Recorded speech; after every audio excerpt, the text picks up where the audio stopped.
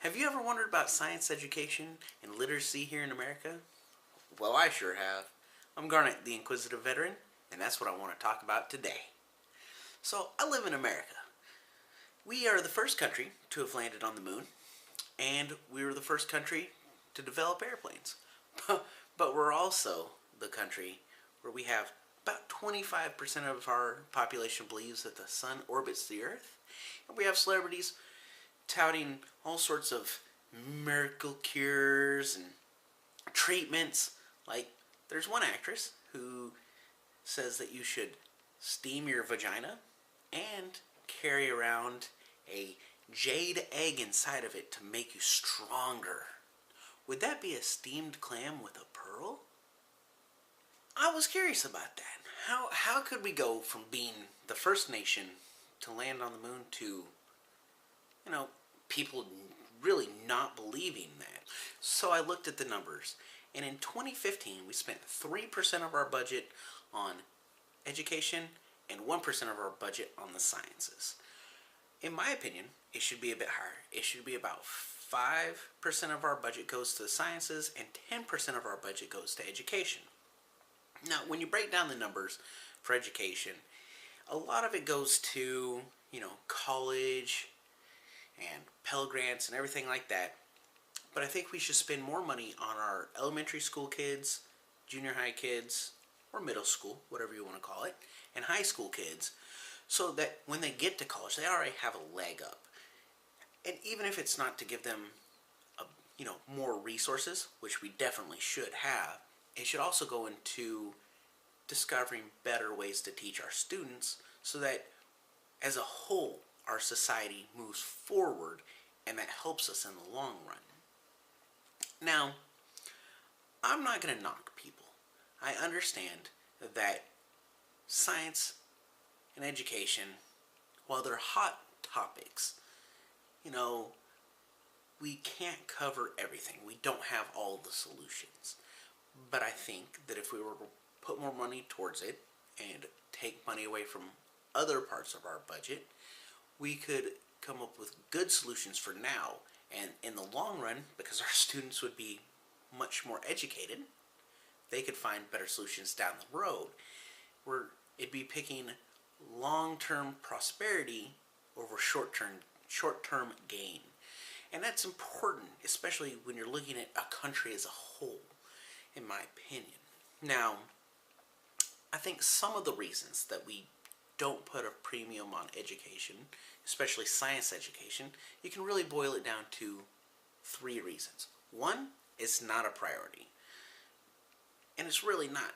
Like I said, our budget for 2015, 3% of our budget went to education. It should be higher.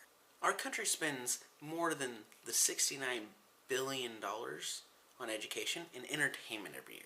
And to me, that's a bit of a travesty.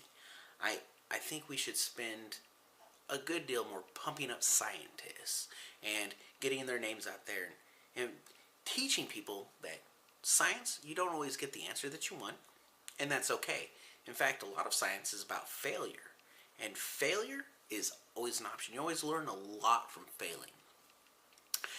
The second reason, and I think people tend to not really get into science and think it's important, is because people are afraid of the perceived complexity and difficulty of science. And I get it. Like, at one point in time, you could throw a rock and find a new discovery.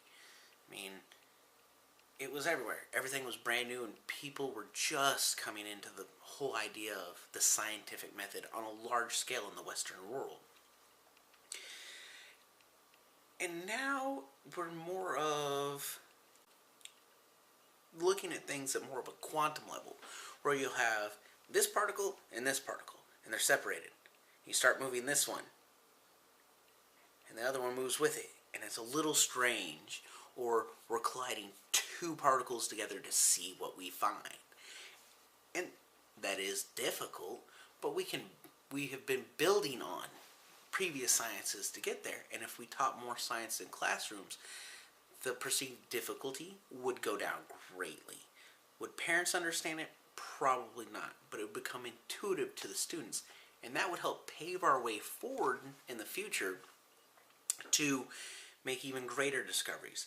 And like I've said before, I love my country, and I want us to be on top when it comes to science, because you get a good return in what you invest over the long term. And that helps our economy and keeps us as number one. And it means we can go and plant our flag on some sort of scientific discovery and be like, this is ours. America! Yeah! Which is cool. It's always cool when your country's ahead. I mean, we're the greatest country on earth. Why don't we do that? And the third reason, and this one's a bit touchy, is it conflicts with people's religion. Now, if you're religious, that's cool. But don't use your religion to control our scientific discoveries, what we can and can't look at. Because nothing is off limits for the most part. There are a few exceptions, like human experimentation. Unless this participant is willing, we shouldn't do it. Let's see. What else? Because now I'm just biding time. And I think we should also, besides human experimentation, weapons technology, if it's not even just weapons technology, anything that's genuinely dangerous, that we're not 100% sure what it'll do, we should do as much research as possible and have informed consent. But, saying, oh, you can't use stem cells because at one point in time, the only time you could get it was from fetuses. Well, now we can create stem cells, so we need to invest in stem cell technology. Cloning. People were against cloning because it was the act of playing God.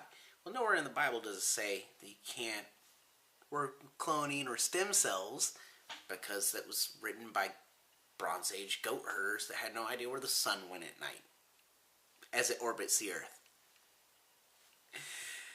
But besides that, I don't want to knock people's religion.